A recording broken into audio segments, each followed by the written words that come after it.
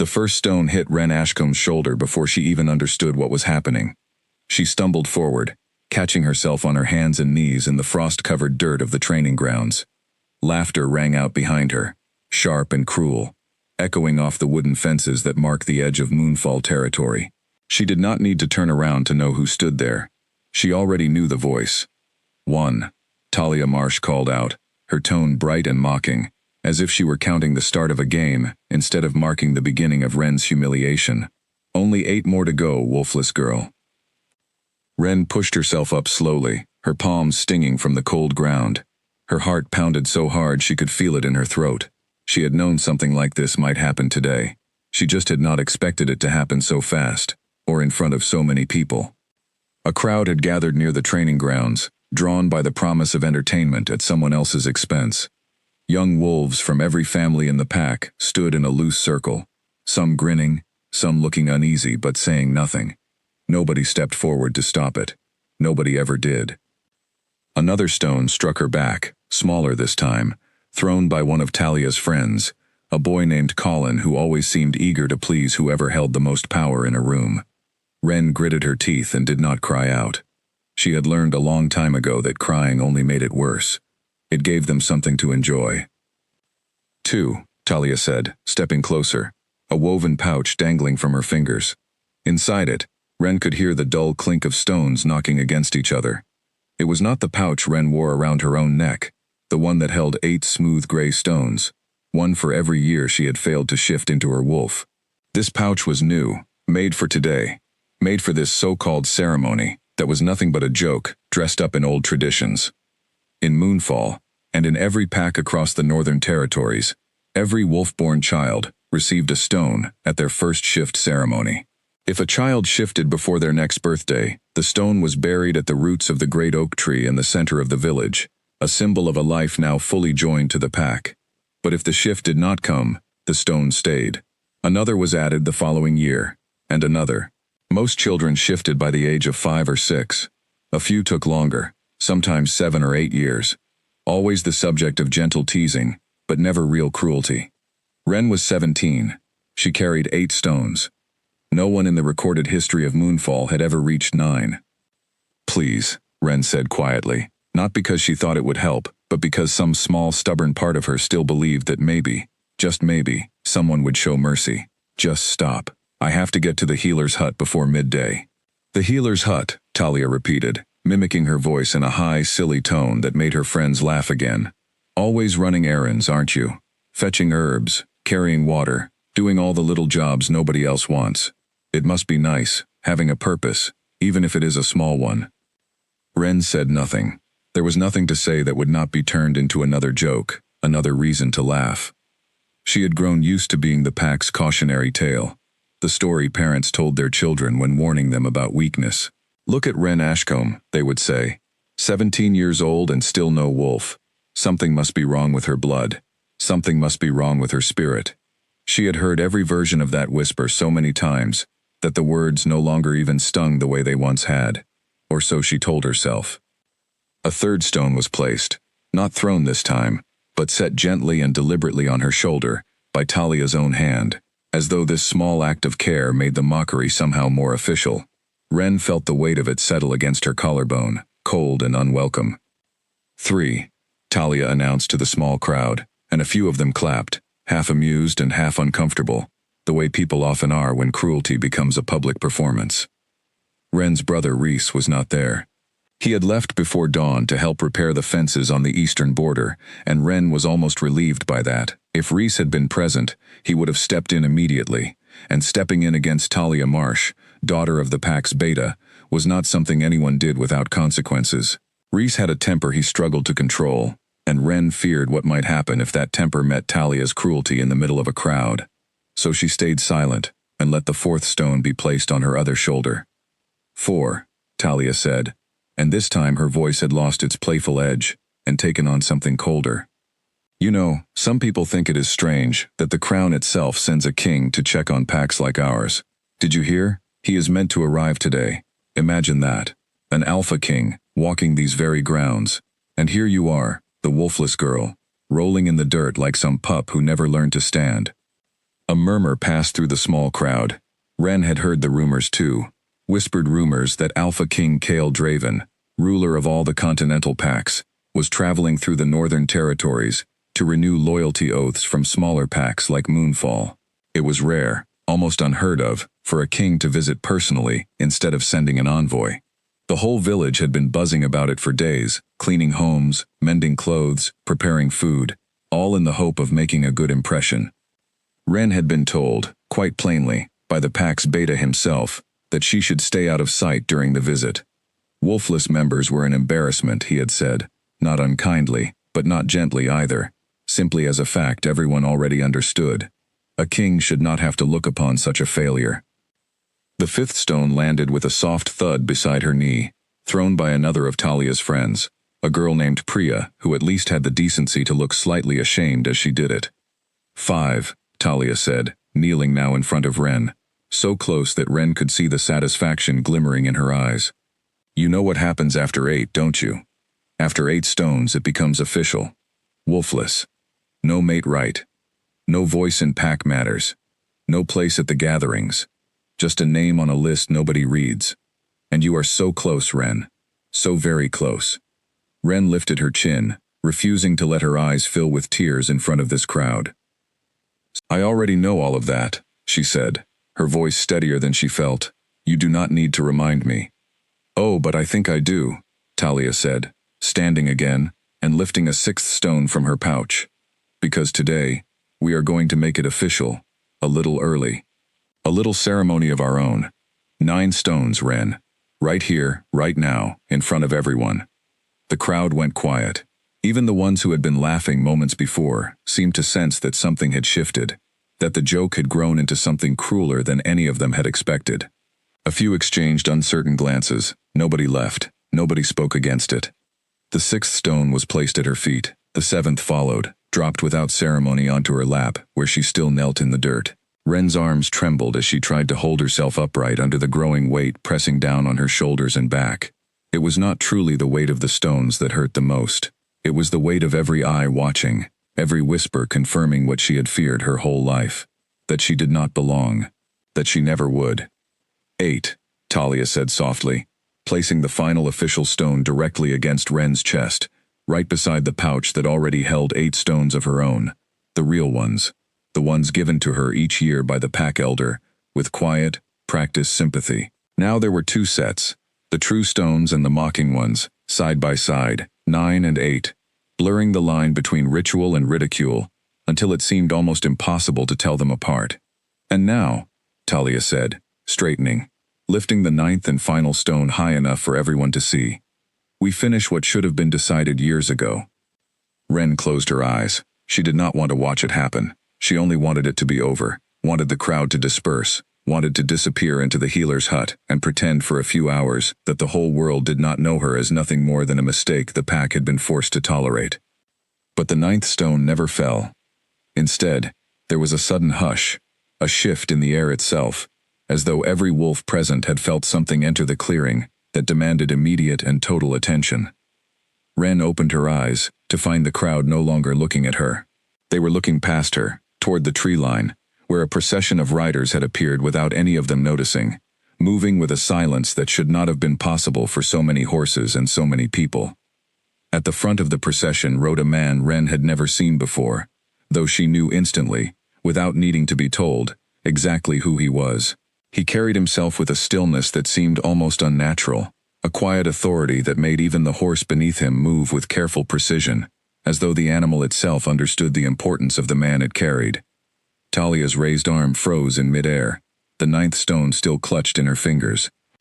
Continue, the man said, his voice low, but carrying easily across the clearing, calm in a way that made the silence feel even heavier. I would like to see how this ceremony ends. Ren felt her stomach drop.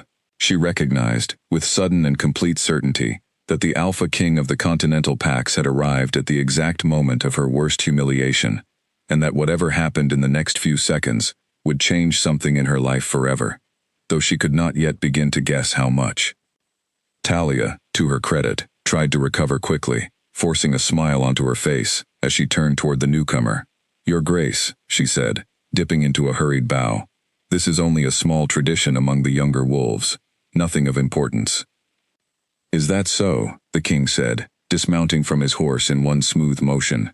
His eyes moved from Talia to Ren, taking in the stones scattered around her, the pouch at her chest heavy with both truth and mockery, the way she knelt in the dirt while the rest of the crowd stood untouched and clean. And yet it seems only one person is kneeling. Nobody answered him. He walked forward, each step deliberate, until he stood directly in front of Ren. Up close, he seemed even more imposing, tall and broad-shouldered, with sharp eyes that seemed to see far more than most people ever bothered to look for. Ren forced herself to hold his gaze, refusing to look away, even though every instinct told her to lower her eyes, the way pack members always did, in the presence of someone so far above their station. "What is your name?" he asked her, his voice quieter now, meant only for her, though the whole clearing strained to hear it. "Ren," she said, her voice barely above a whisper. "Ren Ashcombe, your grace." He studied her for a long moment, long enough that the silence began to feel unbearable. Then he reached out and, without asking permission from anyone, took the 9th stone from Talia's still frozen hand. "Then let us finish this properly," he said. He knelt down in front of Ren, an act so unexpected that a collective gasp rippled through the crowd. Kings did not kneel. Kings did not lower themselves in front of anyone, least of all a wolfless girl who had spent her whole life being told she was less than everyone around her. But Cale Draven knelt anyway, and he placed the 9th stone gently into Ren's open palm, closing her fingers around it with his own hand. "This one," he said, loud enough now for the entire clearing to hear, "is not a mark of shame. It is the king's stone. And from this moment forward, no one touches Ren Ashcombe without answering to me." The clearing remained utterly silent, as though no one present quite understood what they had just witnessed, or what it might mean for the girl who had, only moments before, been nothing more than a joke. Nobody moved for what felt like a very long time. Ren stared down at the stone in her palm, smooth and gray like all the others, yet somehow it felt different, heavier in a way that had nothing to do with its weight. She could still feel the warmth of the king's hand where it had closed her fingers around it, and she did not know what frightened her more, the stares of the crowd or the strange calm that had settled over the man kneeling in front of her. Cale Draven rose to his feet first, offering her his hand without a word. Ren hesitated only a moment before accepting it, allowing him to pull her up out of the dirt. The other stones, the mocking ones Talia had thrown and placed, tumbled off her shoulders and lap as she stood, scattering across the frozen ground like forgotten toys. "Your Grace," came a voice from the edge of the crowd, older and rougher than the others. "If I may ask, what exactly did you just do?" The speaker was Elder Mabel, the oldest wolf in Moonfall, a woman who had overseen every first shift ceremony in the pack for nearly 50 years. She pushed through the crowd with the authority of someone used to being obeyed, her sharp eyes moving between the king and Ren with obvious confusion. "I finished a ceremony that these young ones started," Cale said simply, "though I suspect they did not understand its true meaning when they began it."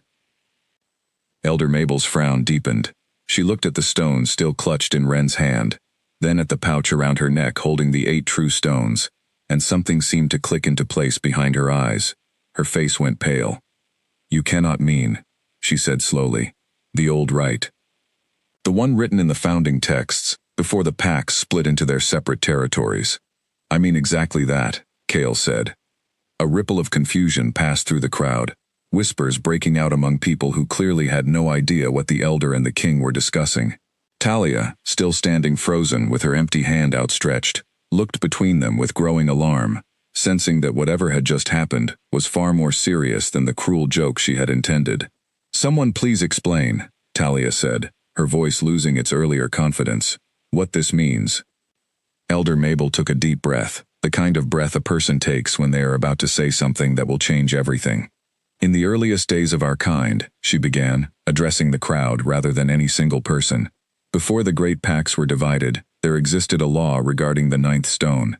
It was rarely invoked, so rarely that most of us assumed it had died out entirely, forgotten along with so many other old customs."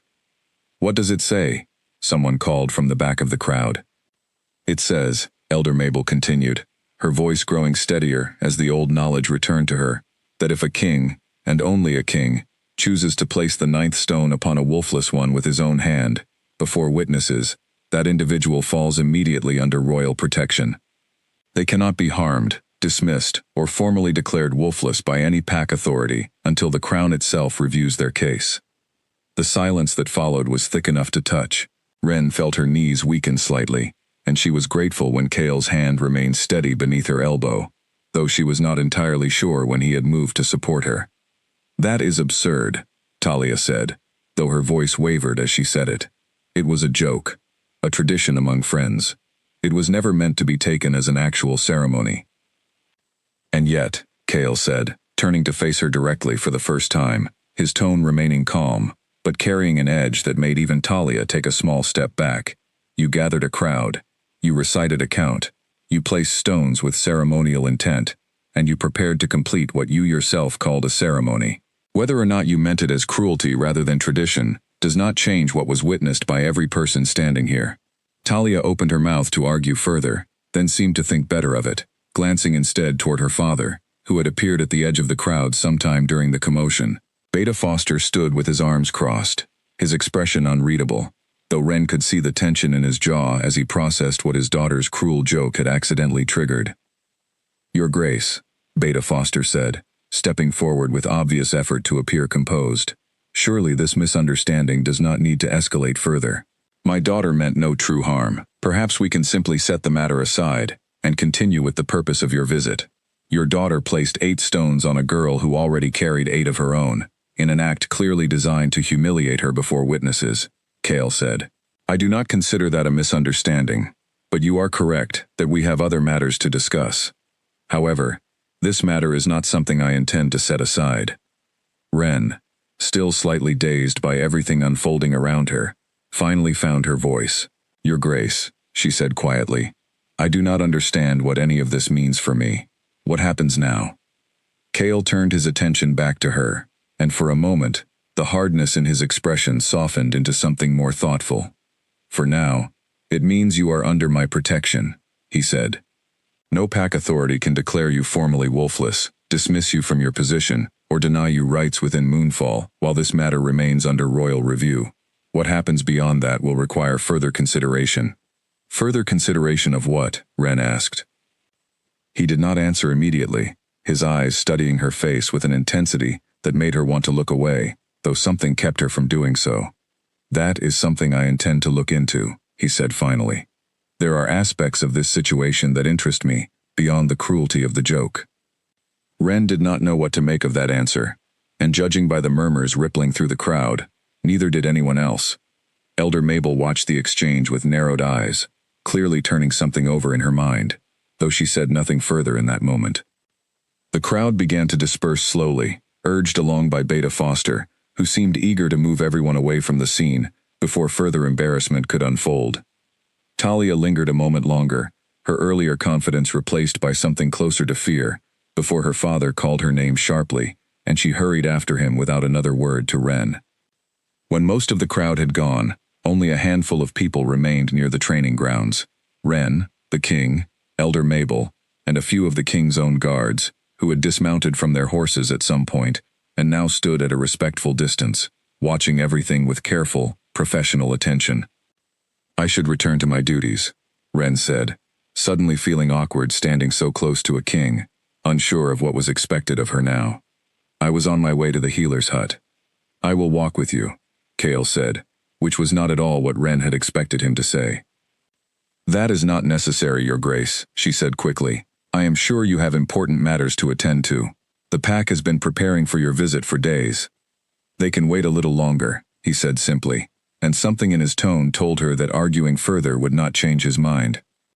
They walked together across the village, past homes decorated in anticipation of the king's visit, past wolves who stopped their tasks to stare openly at the sight of their king, walking beside the girl who, only an hour earlier, had been the subject of public ridicule.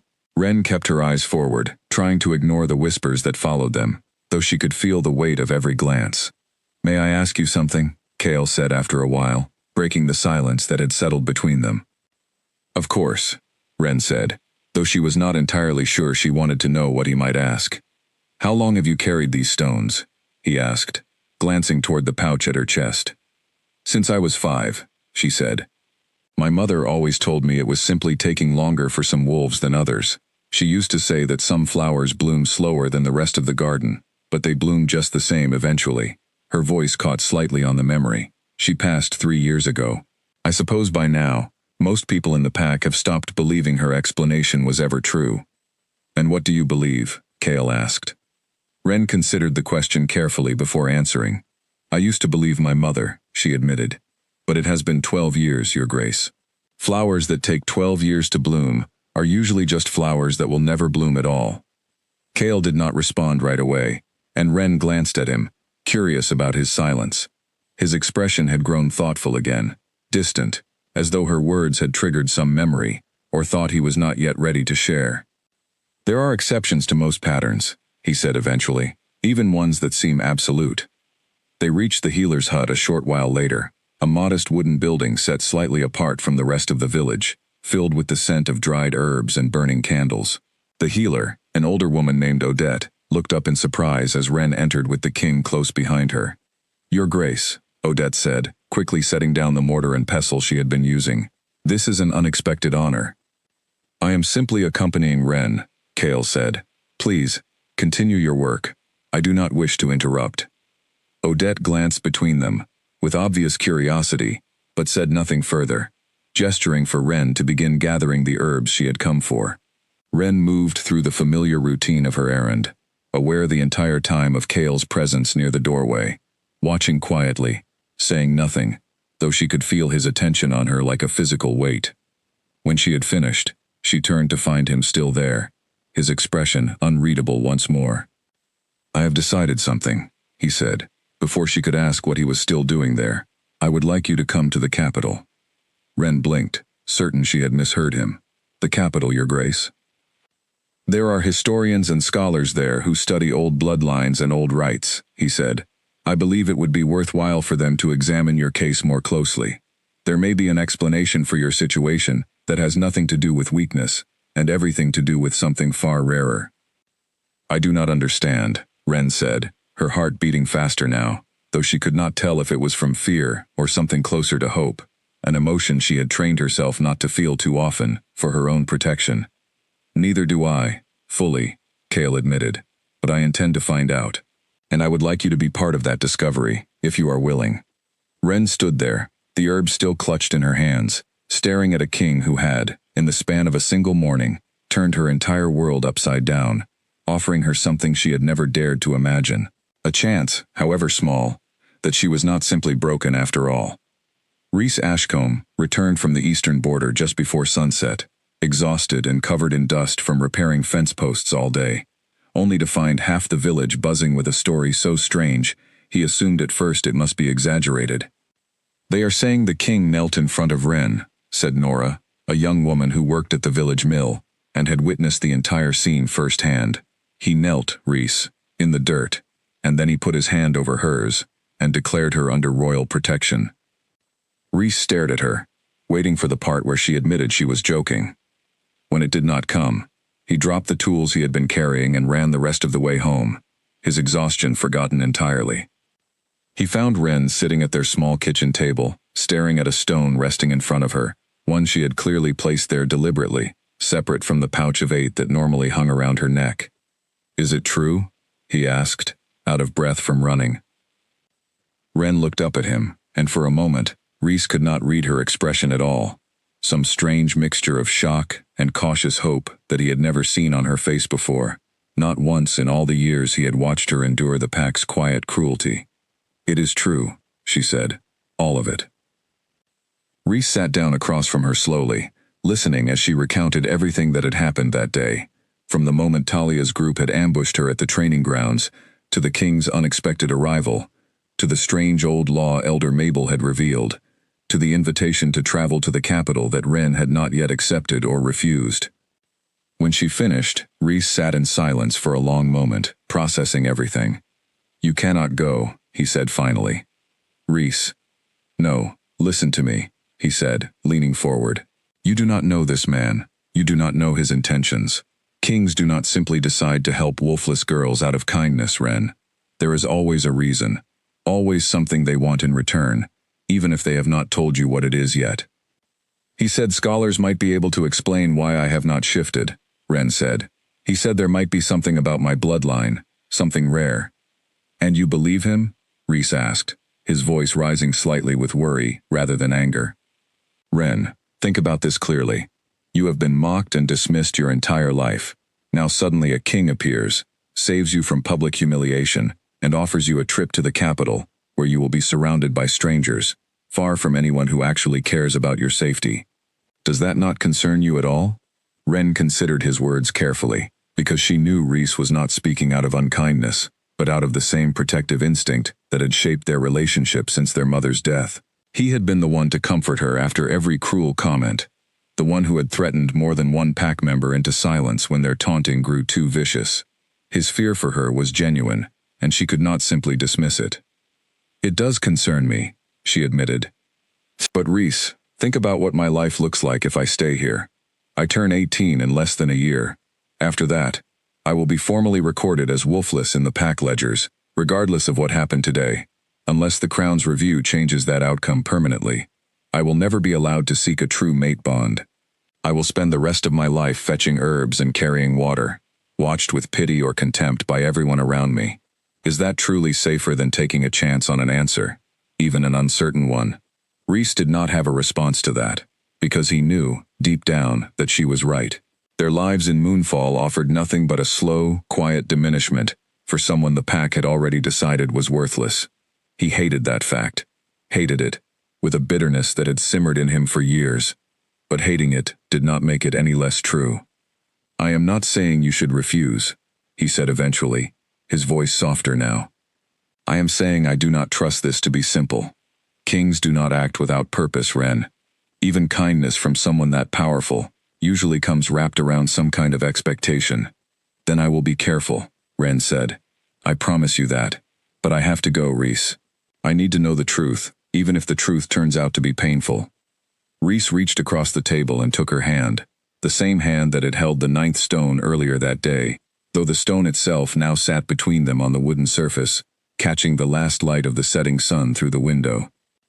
Then I am coming with you, he said. Reese, you cannot simply leave your position here. The pack has managed without me for plenty of stretches before, he interrupted. And I am not letting my sister travel to a strange capital, surrounded by nobles and kings, without someone from her own family nearby. That is not a discussion, Ren. That is a decision. Ren felt her eyes sting with unexpected emotion, grateful in a way she found difficult to express in words. She had spent so many years feeling like a burden to everyone around her, including her brother, that his fierce loyalty still sometimes caught her off guard, even after all this time. They spent the rest of the evening discussing practical matters, what to pack, what to leave behind, how long they might be gone, questions neither of them had real answers to yet. Outside, the village continued its low hum of gossip and speculation, voices carrying faintly through the walls of their small home, discussing the strange events of the day from every possible angle. Elder Mabel visited them just after dark, letting herself in without knocking, as was her habit with most homes in the pack, having earned that familiarity through decades of service as the village elder. I thought you should know something before you make your decision, she said, settling into the third chair at their table, without waiting for an invitation. What is it? Ren asked. The old right you invoked today, or rather, that the king invoked on your behalf, has a history beyond simple protection, Elder Mabel said, her expression serious in the flickering candlelight. In the oldest texts, before our packs separated from the central bloodlines, the rite was sometimes performed by kings searching for something specific among the wolfless. It was not simply an act of mercy. What were they searching for? Reese asked, his earlier suspicion returning immediately to his voice. Elder Mabel hesitated, choosing her words carefully. There are old stories, mostly considered myth by scholars today, about certain bloodlines within the royal family that carry a rare trait. Wolves within these bloodlines do not always shift on the normal timeline, because their wolf remains dormant until triggered by something specific, something the old texts describe only vaguely, as a bond of great significance. Ren's chest tightened at those words, though she could not fully articulate why. Are you saying the king believes I might be connected to his own bloodline somehow? I am saying I do not know what the king believes, Elder Mabel said honestly. But I have lived a long time, and I have never seen a king perform that particular rite in my lifetime, nor heard reliable accounts of anyone performing it in generations. Something about you caught his attention today, Ren, beyond simple pity for a girl being mocked in public. I think you should go to the capital with open eyes, prepared for the possibility that the answers you find there may be far stranger than you currently imagine. The candle between them flickered as a draft moved through the room, and for a long moment, none of them spoke, each absorbing the weight of what Elder Mabel had just suggested. Whatever the truth turns out to be, Ren said finally, breaking the silence, I would rather know it than continue living without any answers at all. I have spent 12 years wondering what is wrong with me. If there is even a small chance that nothing is wrong, that I am simply waiting for something I do not yet understand, I have to pursue that chance, no matter how strange or uncertain it seems. Elder Mabel nodded slowly, a rare softness crossing her weathered features. Then I wish you safe travels, child, and I hope, for your sake, that whatever you find in the capital brings you the peace you deserve after all these years. She rose from her chair and made her way toward the door, pausing just before stepping outside. One more thing, she said, glancing back at them. Be mindful of Talia Marsh and her father in the coming days. Pride does not accept humiliation easily, and Beta Foster has never been a man who forgives being made to look foolish in front of a king. Watch yourselves until you are safely away from Moonfall. With that warning left hanging in the air, she disappeared into the night, leaving Ren and Rhys alone once more, with the 9th stone still resting on the table between them, a small, quiet object that had somehow become the center of an entirely new and uncertain future. 3 days later, Ren stood at the edge of Moonfall's northern gate with a single travel bag slung over her shoulder, watching the king's procession assemble in the pale morning light. Rhys stood beside her, similarly packed, his jaw set in the determined expression he always wore when he had made up his mind about something and refused to be talked out of it. The journey to the capital would take 6 days by horseback, cutting through forest paths and open valleys that Ren had never traveled before in her life. She had rarely left Moonfall's borders at all, and the thought of seeing so much unfamiliar land both thrilled and terrified her in equal measure. Cale approached them as the last of his guards finished loading supplies onto the horses. He looked different in the morning light, dressed for travel rather than ceremony, though he still carried himself with the same quiet authority she had noticed the first moment she saw him. You are certain about this decision? He asked, addressing the question to Ren directly, though his eyes flicked briefly toward Rhys, acknowledging his presence without comment. I am certain, Ren said, though I hope you will forgive my brother's company. He insisted, and I did not have the strength to argue him out of it. I would not have expected anything less from a family bond worth having, Cale said, which surprised Ren slightly, given how little warmth she had expected from someone of his position. I trust you both know how to ride. Well enough, Rhys said, his tone carrying a note of wary politeness that Ren recognized as his attempt to be civil despite his lingering suspicion. They set off shortly after, the procession moving at a steady pace through the forest paths surrounding Moonfall. Ren found herself riding near the middle of the group, flanked by Rhys on one side and a young guard named Silas on the other, a friendly enough young man who seemed eager to answer any questions she had about life in the capital. You will find it quite different from Moonfall, Silas told her as they rode. Larger, certainly. Louder, too, if I am honest. The capital never truly sleeps, not the way villages like yours do. There is always someone awake, always something happening in the streets. Have you always served the king? Ren asked, curious despite herself. Since I was young, Silas said. My father served before me. It is something of a family tradition among certain households in the capital. He glanced sideways at her, lowering his voice slightly.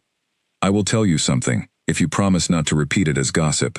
I have served under King Cale for nearly 4 years now, and I have never once seen him perform an act like the one he performed for you 3 days ago. Not once. Ren felt a familiar unease stir in her chest. What do you mean? I mean he does not typically involve himself personally in matters concerning individual pack members, especially not Wolfless ones, Silas said carefully. He handles political matters, diplomatic negotiations, disputes between packs, things of that nature. Kneeling in the dirt to complete a mocking ceremony for a stranger is simply not something I would have predicted from him, based on everything I know of his character. Do you have any theories about why he did it? Ren asked, hoping Silas might offer some insight that Elder Mabel had not already provided. Silas shrugged, though his expression suggested he was choosing his words with more care than the gesture implied. I have theories, he said, but they are only guesses, and I would rather not spread rumors about matters that concern the king's private reasoning. You will likely learn the truth soon enough, once the scholars in the capital have examined your case properly. Ren wanted to press further, but something in Silas's expression told her he had already said more than he intended to, and further questions would only make him uncomfortable. She let the matter drop, turning her attention instead to the scenery passing around them, forests giving way slowly to rolling hills as the days of travel wore on. Kale rode at the front of the procession most of the time, speaking occasionally with his guards about logistics or route planning, but every evening, when the group made camp for the night, he sought her out, sitting near her at the fire, asking quiet questions about her life in Moonfall that seemed genuinely curious, rather than merely polite. What is your favorite memory? He asked her on the third night, as the fire crackled between them, and most of the guards had already retired to their tents. The question caught her off guard, simple as it was. I do not think anyone has ever asked me that before, she admitted.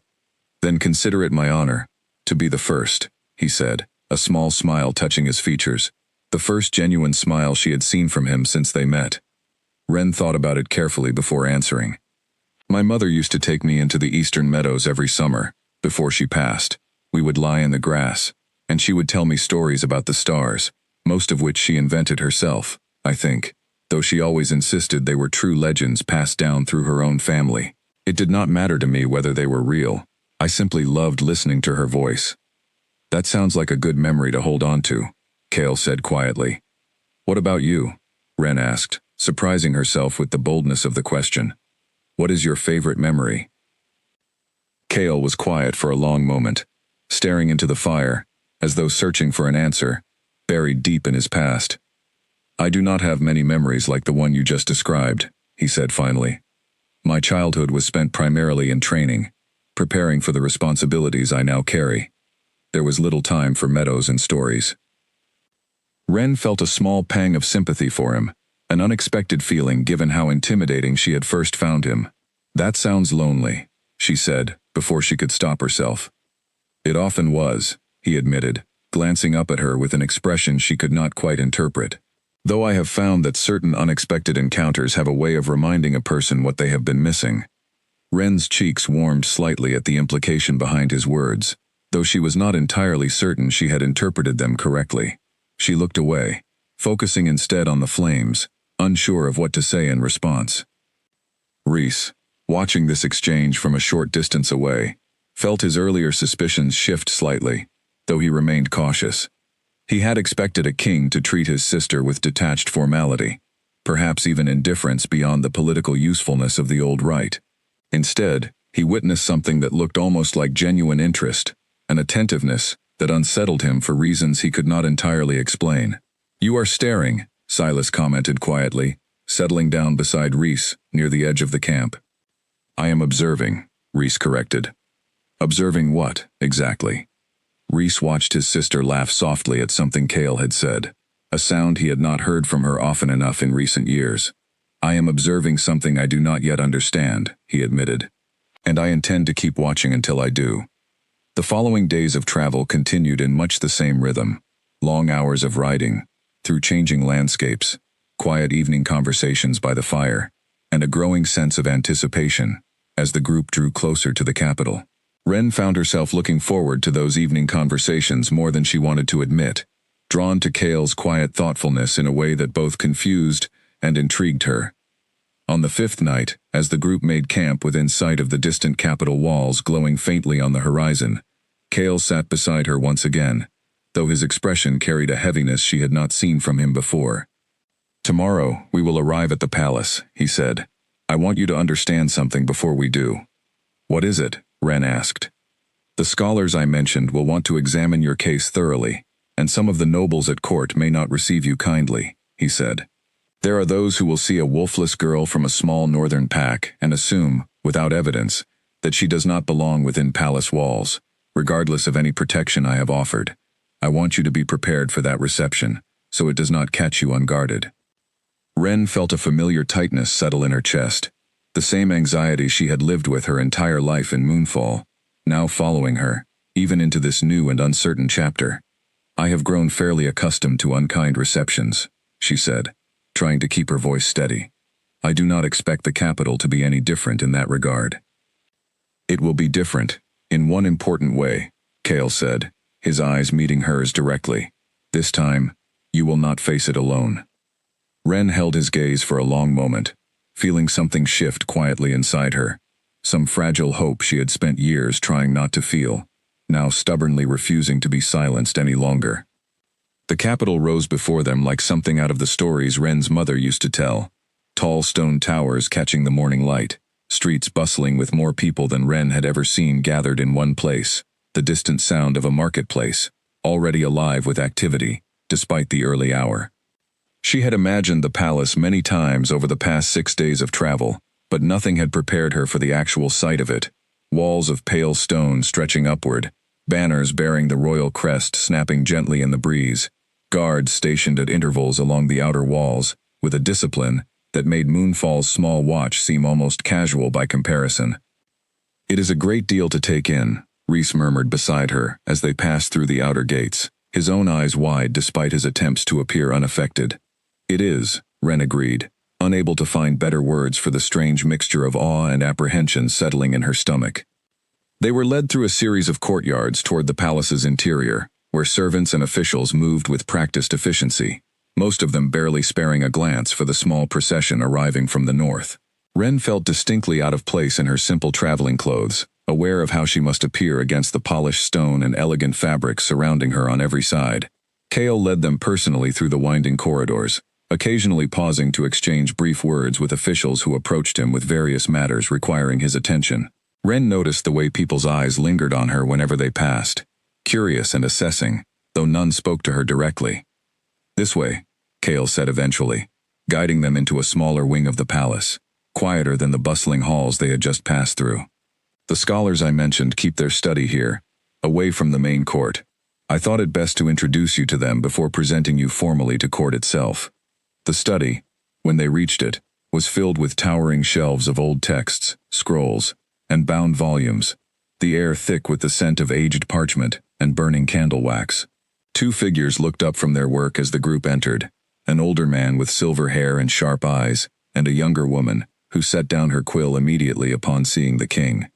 "Your Grace," the older man said, rising from his seat with a slight bow, "we were not expecting your return so soon."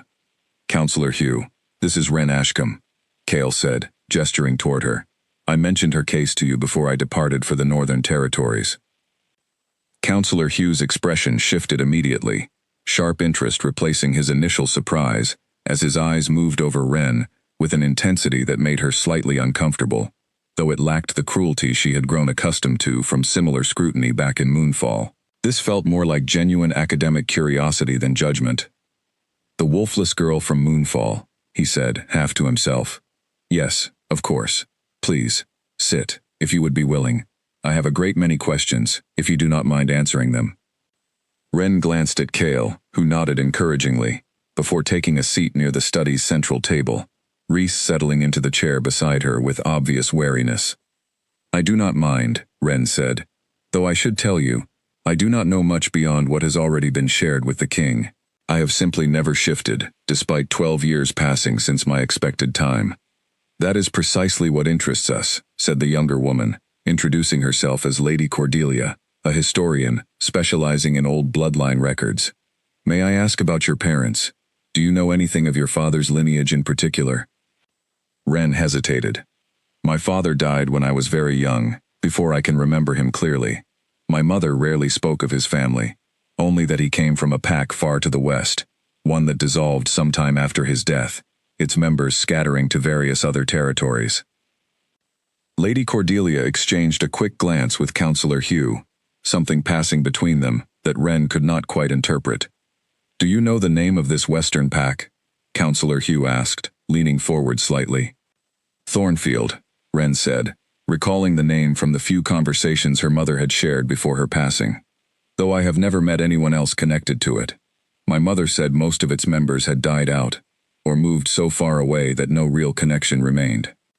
Counselor Hugh rose abruptly and moved toward one of the taller shelves, running his fingers along a row of old bound volumes until he found the one he was searching for, pulling it down carefully and setting it on the table in front of them. "Thornfield," he murmured, flipping through pages with careful precision. "I recall now.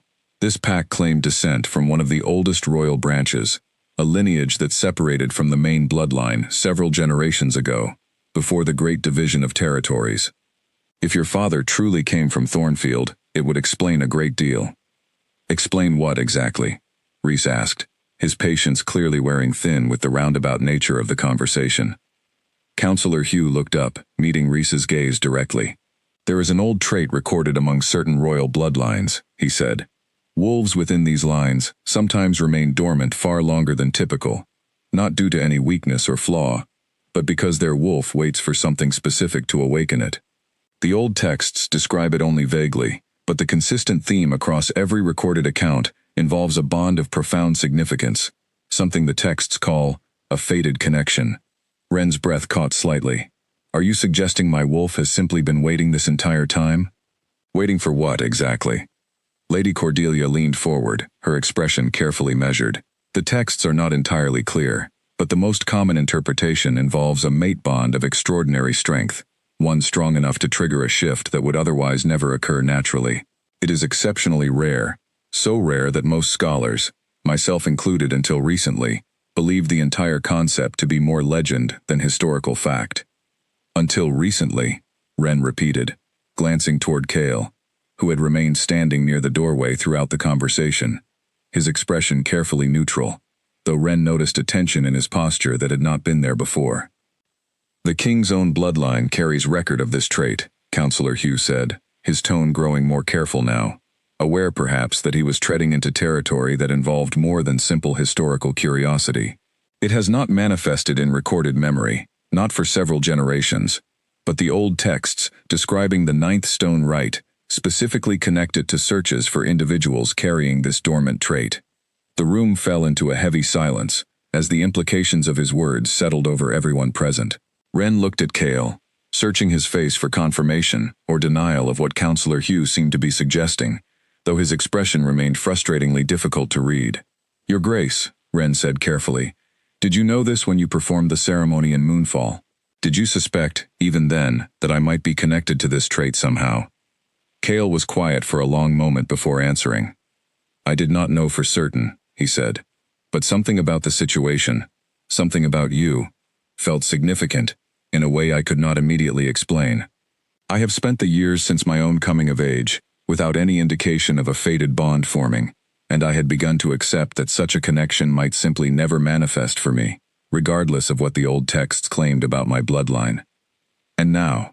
Ren asked, her voice barely above a whisper. "Now," Cale said, "I believe further examination is necessary before either of us draws conclusions we are not yet prepared to fully understand." Rhys, who had been listening with growing alarm throughout the entire exchange, finally spoke up, his protective instincts fully engaged. "With respect, Your Grace, this all sounds remarkably convenient. A king searches for a fated bond, and suddenly a wolfless girl from a small pack conveniently fits every requirement of an old legend. Forgive me if I find that difficult to accept without significant proof."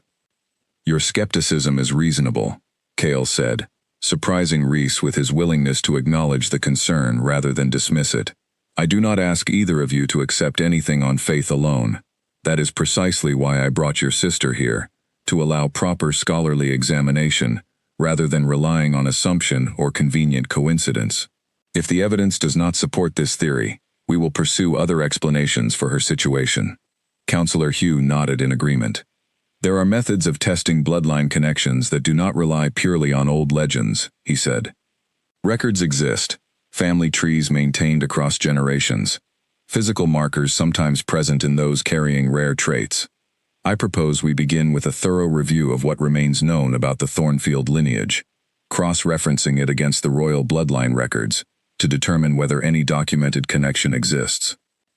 Ren nodded slowly, grateful for the offer of concrete evidence rather than speculation alone, though her mind still reeled from everything she had learned in the span of a single conversation. The possibility that her wolf had simply been waiting all these years, rather than being fundamentally broken or absent, felt almost too significant to fully absorb. "How long will this examination take?" Reese asked. "Some weeks, most likely," Counselor Hughes said. "These records are extensive, and accuracy matters more than speed in a matter of this significance." "Then I suppose we will be staying in the capital for some time," Ren said, glancing at her brother, who still looked deeply unconvinced despite the reasonable explanations offered, though he said nothing further to argue the point. Kale stepped forward then, addressing Ren directly. "In the meantime, I will arrange proper quarters for you and your brother within the palace, along with an introduction to court that I hope will proceed more smoothly than our current explanations might suggest. Not everyone here will receive this news, once it inevitably spreads, with the same open mind Counselor Hugh and Lady Cordelia have shown."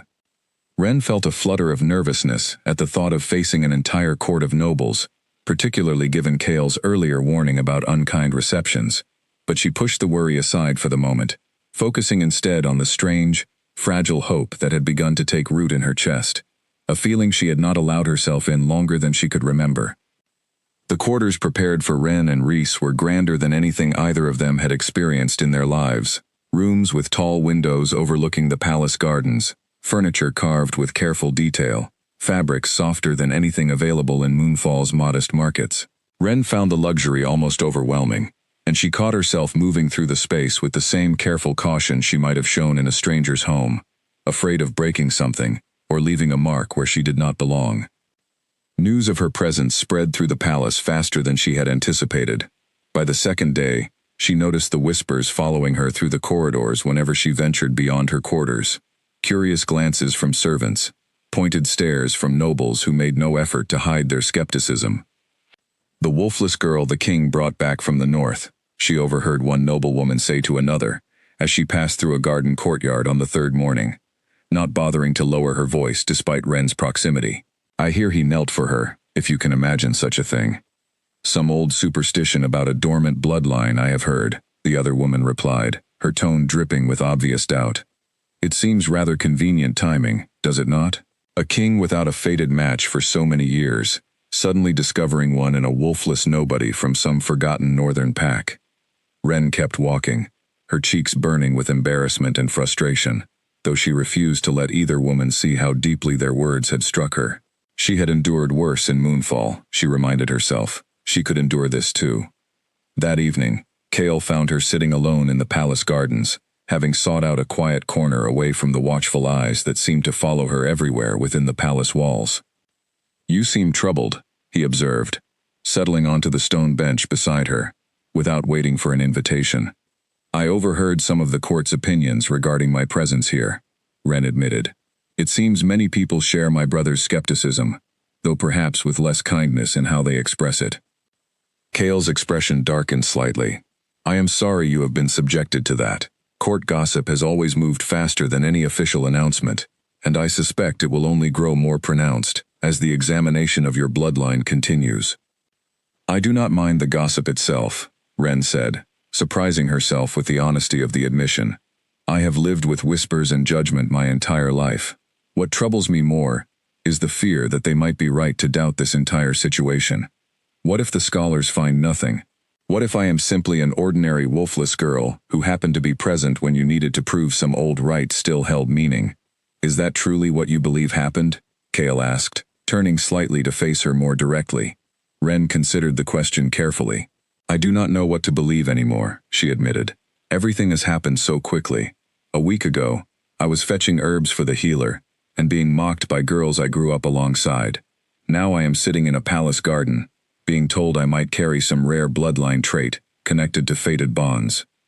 It feels like a dream I am afraid to wake from, and equally afraid to fully trust." Kale was quiet for a moment, watching the last light of evening fade across the garden. "May I share something with you honestly?" he asked. "Please," Ren said. "When I saw you kneeling in that clearing, surrounded by stones meant to mock and diminish you, something in me responded in a way I did not fully understand at the time," he said. It was not simply sympathy for cruelty witnessed, though certainly that played some part. It felt more like recognition, though I could not explain what exactly I was recognizing. I have spent years being told by advisors and scholars alike that a fated bond might never manifest for someone in my position, that I should simply choose a suitable match through more conventional means, as many rulers before me have done. I had nearly resigned myself to that reality. And now? Ren asked softly. Now I find myself hoping for something I had trained myself to stop hoping for, he said, his voice quieter than she had heard it before. Whether the scholars find concrete evidence or not, I do not believe what I felt in that clearing was purely convenient timing or wishful thinking. Ren felt her heart racing at his words, uncertain how to respond to such honesty from someone who, only a week earlier, she would never have imagined speaking to at all, let alone hearing something so personal and vulnerable. I feel something too, she admitted quietly, the words slipping out before she could second-guess them. I do not fully understand it, and I am frightened by how quickly it has developed, but I cannot deny that being near you feels different than anything I have experienced before. A soft smile crossed Cale's features, genuine and unguarded in a way that transformed his usually composed expression into something far more approachable. Then, perhaps, he said, we allow the scholars their examination, and in the meantime, we allow ourselves the chance to understand this feeling more fully, without pressure or assumption weighing down every moment. Ren nodded, a small answering smile forming, despite the lingering uncertainty still coiled in her chest. I would like that, she said. Their conversation was interrupted by the sound of hurried footsteps approaching along the garden path.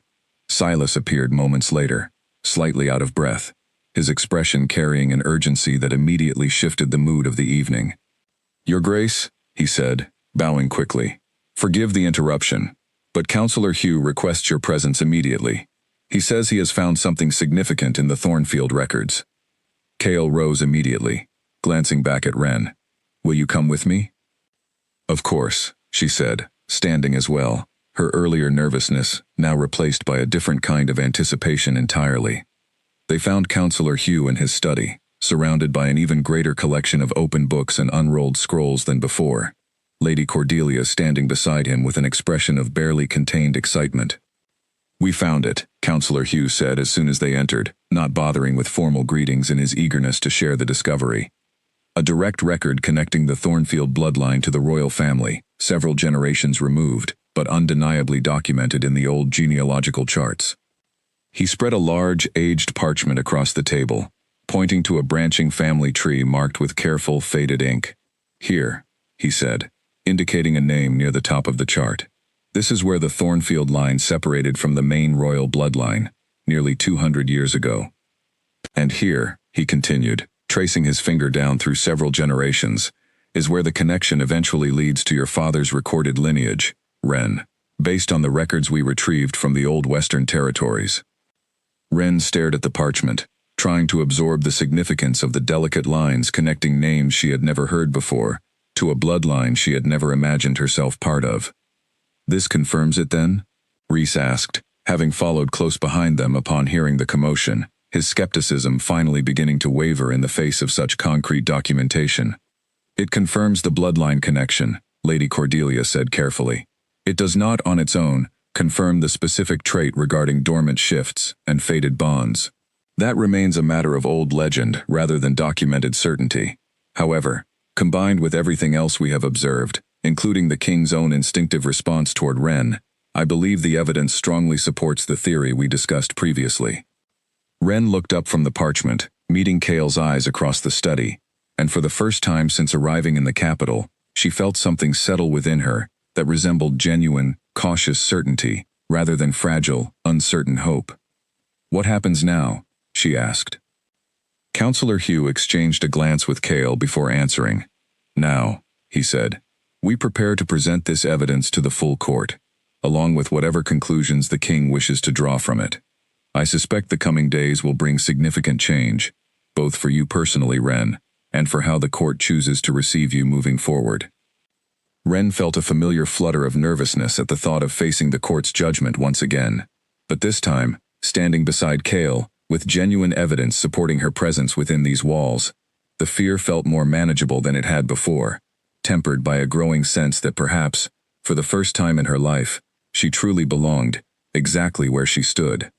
The court assembled 3 days later, in the palace's grand hall, a space Wren had only glimpsed briefly during her arrival, now filled with nobles from across the continental pax, all gathered to hear whatever announcement the king intended to make.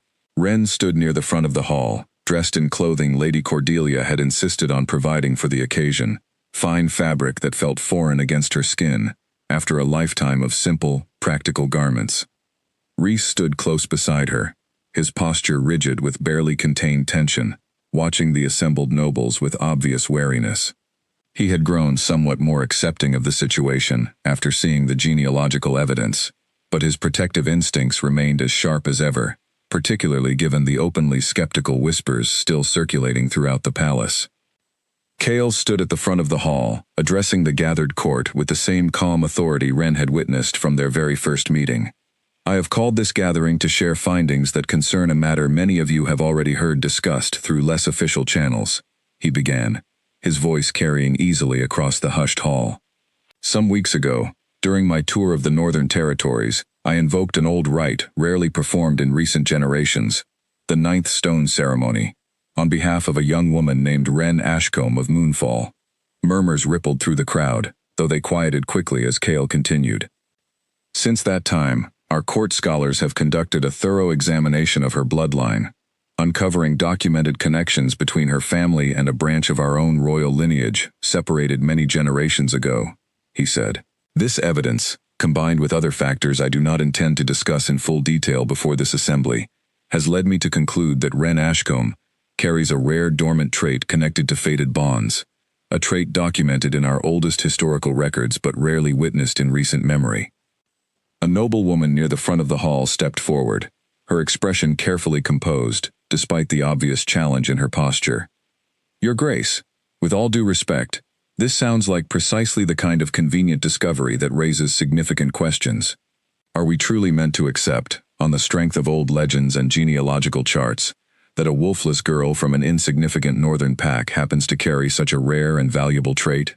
I understand the skepticism, Lady Vane, Chaol said, his tone remaining patient despite the pointed challenge. I do not ask this court to accept my conclusions purely on faith. Councillor Hugh and Lady Cordelia have documented their findings extensively, and those records are available for any scholar within this court to review and verify independently. Another voice rose from the crowd, this one belonging to a man Wren did not recognize, older, and clearly influential given the way the surrounding nobles turned their attention toward him. Even accepting the documentation as accurate, Your Grace, there remains the question of what this means practically for the court, and for the kingdom's future. Are we meant to understand that you intend to pursue this connection formally? Chaol's gaze moved briefly toward Wren, before returning to address the assembled court. That is a decision I intend to make with careful consideration, Lord Ashford, not one I will announce hastily before this hall. What I can confirm today is that Wren Ashcombe remains under my formal protection, and any further judgment regarding her status will be made through proper process, not through court gossip or premature assumption.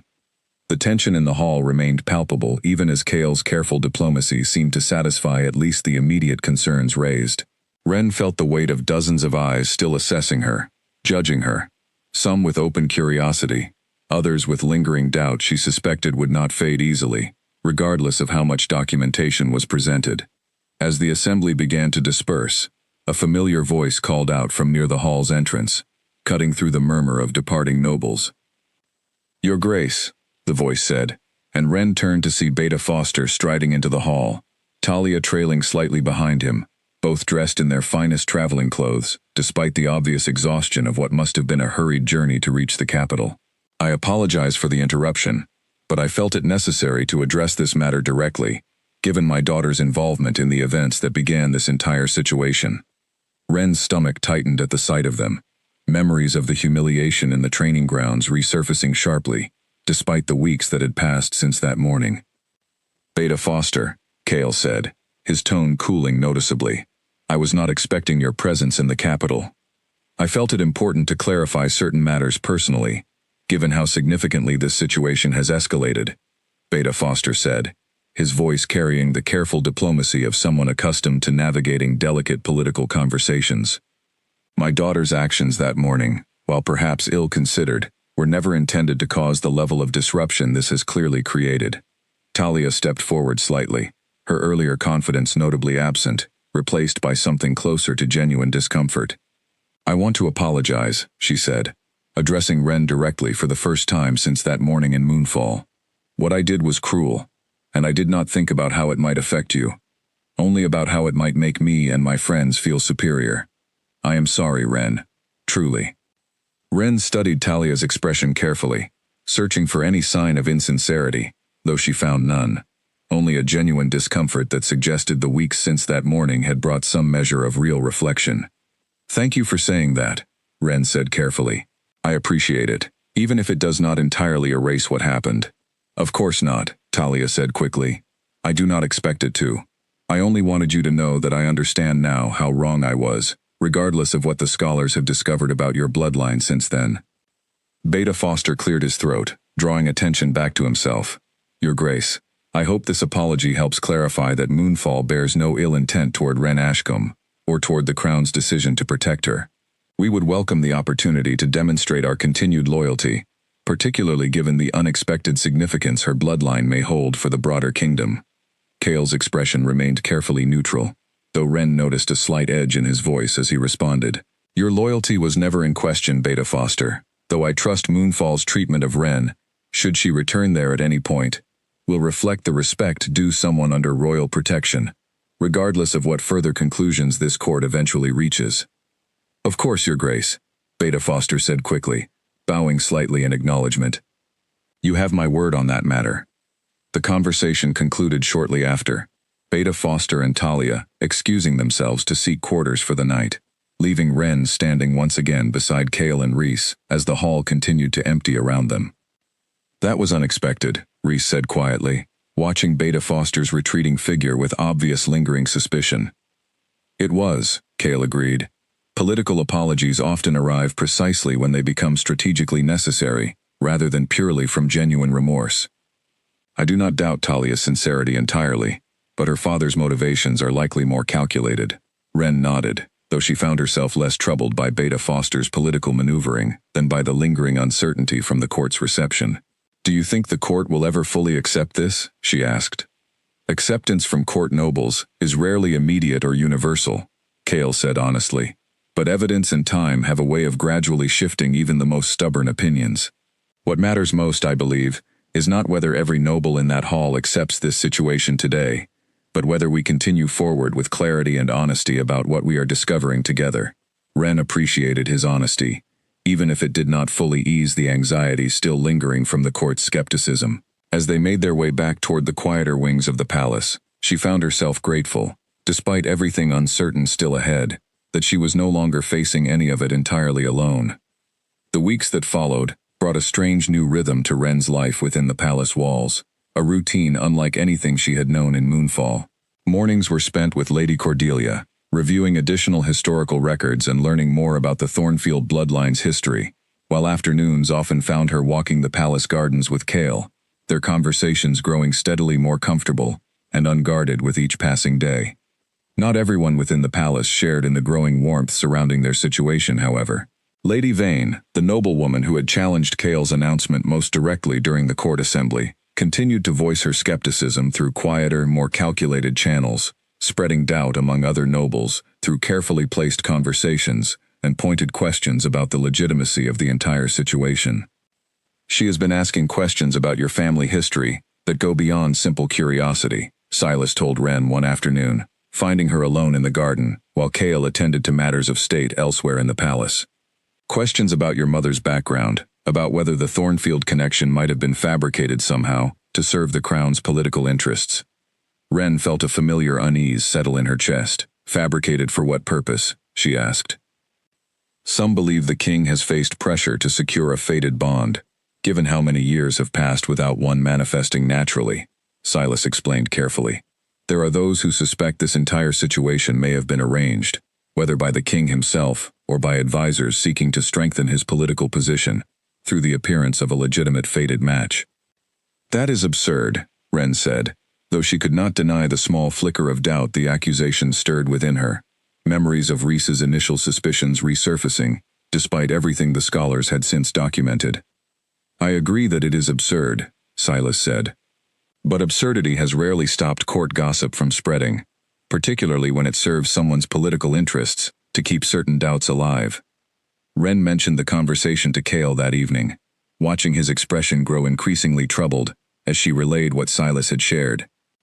"Lady Vane has opposed several of my decisions in recent years," Cale said, his tone carrying a weariness Wren had not heard from him before.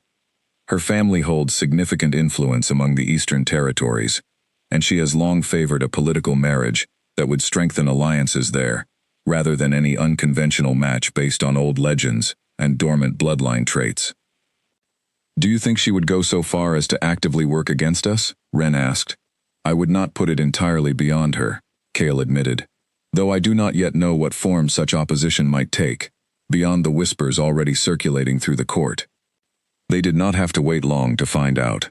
2 days later, Counselor Hugh arrived at Wren's quarters early in the morning, his expression grave in a way that immediately set her nerves on edge. "There has been a complication," he said without preamble. "A formal challenge has been raised before the court, questioning the authenticity of the Thornfield genealogical records we presented. Lady Vane has commissioned her own scholars to review the documentation, and they claim to have found inconsistencies suggesting the records may have been altered or misinterpreted." Wren felt her stomach drop. "Altered by whom?" "That remains unclear," Counselor Hugh said, "though the implication, whether stated directly or not, suggests the possibility of deliberate manipulation to support the king's announcement." Reese, who had entered the room partway through the conversation, crossed his arms with barely restrained frustration. "This is precisely what I feared from the beginning," he said. "Political games disguised as concern for accuracy, all designed to undermine my sister's legitimacy in the eyes of the court." "I do not believe the records were altered," Counselor Hugh said firmly. "I examined them personally, along with Lady Cordelia, and our methods were thorough and professionally sound. However, the challenge must still be addressed formally before the court, or the doubt will continue to spread unchecked."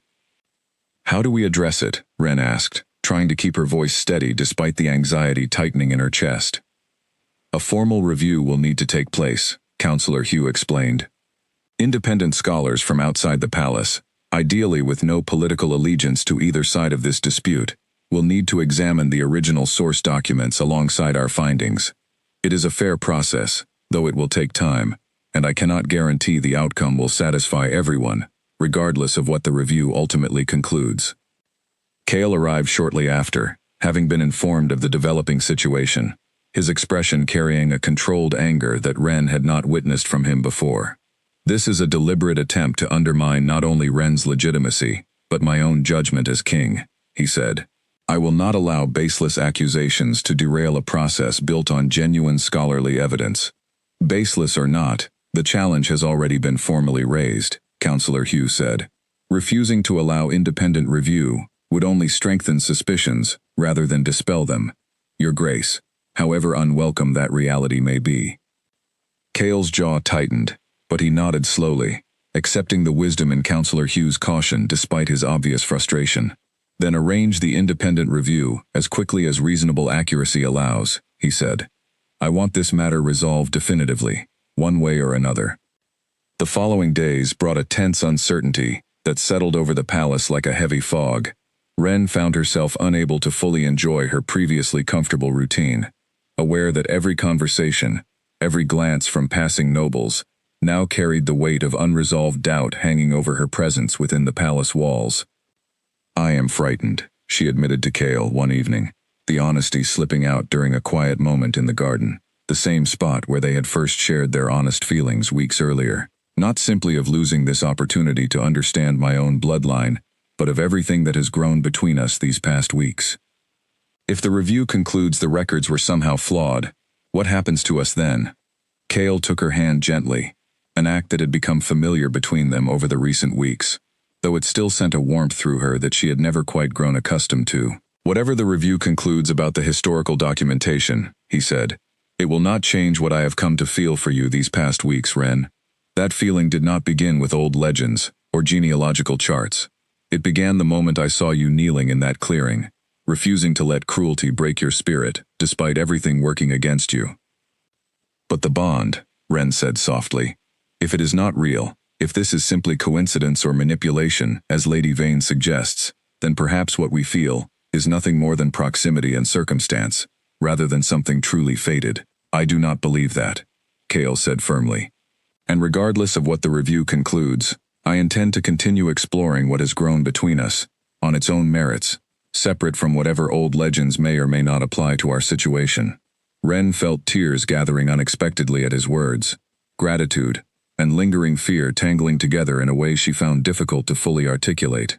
Thank you, she said quietly, for not allowing this uncertainty to change how you treat me. You have nothing to thank me for, Kale said. You have done nothing wrong, Ren. Whatever challenges Lady Vane raises, they reflect her own political motivations, not any failing on your part. The independent review began 3 days later. A panel of 5 scholars from territories with no direct political stake in the outcome, examining every document, every genealogical record, every historical text connected to the Thornfield bloodline, and its claimed connection to Ren's family. The process stretched across nearly 2 weeks, during which Ren found herself caught in an agonizing limbo, uncertain what the final verdict might reveal about her future, both regarding her bloodline and her growing relationship with Kale.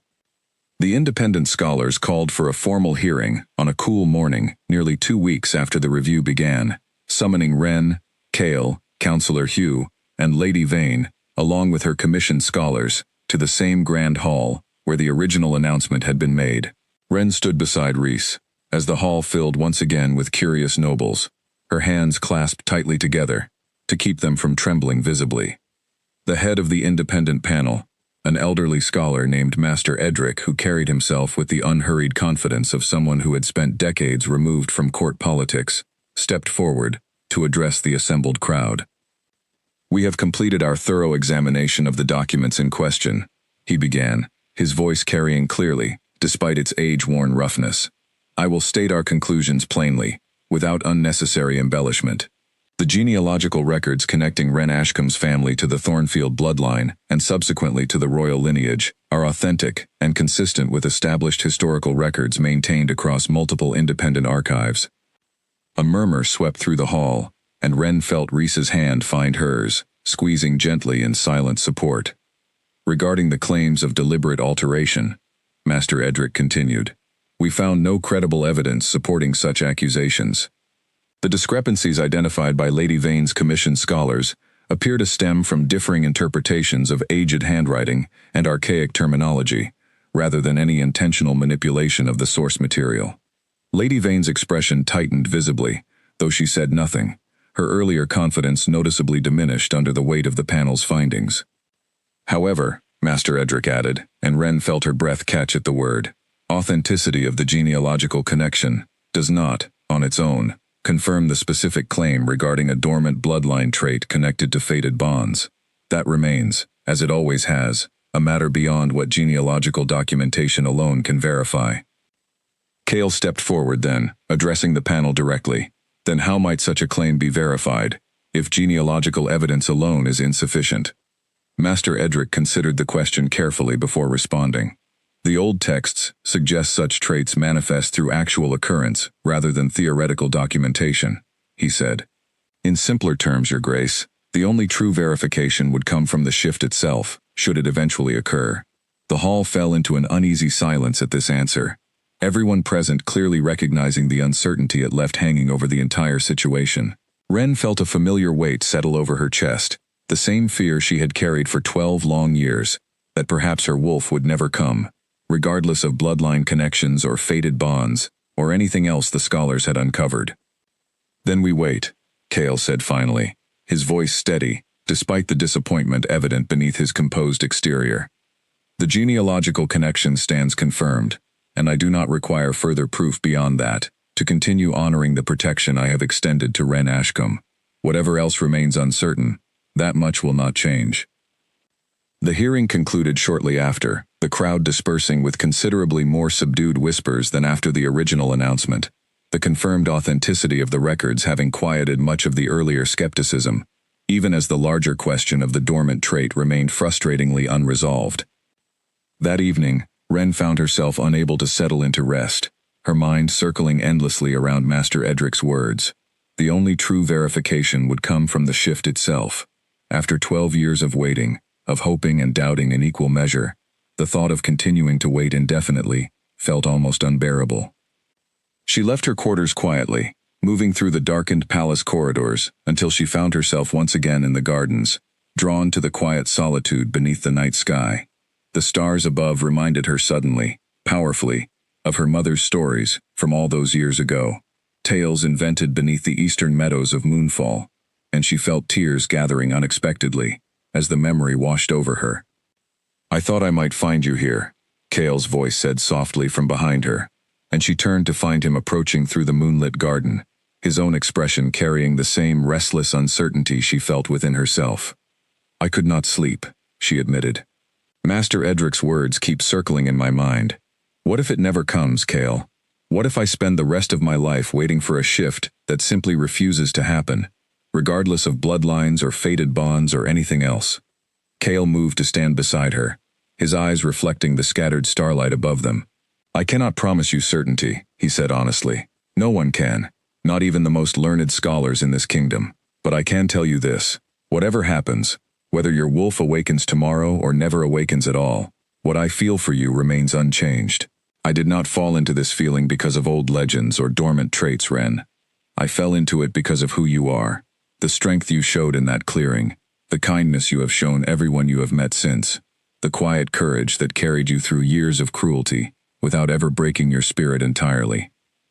Ren turned to face him fully, her heart racing at the raw honesty in his words. "I feel the same," she said. "Regardless of what happens with my wolf, this feeling between us has become the most real thing in my life, more real than any bloodline chart or old legend." Kale reached up gently, brushing a strand of hair from her face, his hand lingering against her cheek. "Then let us stop waiting for permission from old texts or dormant traits to acknowledge what already exists between us," he said quietly. Ren felt her breath catch, the space between them narrowing as something unspoken passed between their gazes, a certainty that had nothing to do with genealogical records or ancient rites, and everything to do with the simple, undeniable connection that had grown steadily since that first morning in the training grounds of Moonfall. And then, without warning, a warmth began spreading through her chest, unlike anything she had felt before, a sensation building rapidly beneath her skin, urgent and overwhelming, as though something long dormant within her had finally, after 12 impossibly long years, begun stirring awake.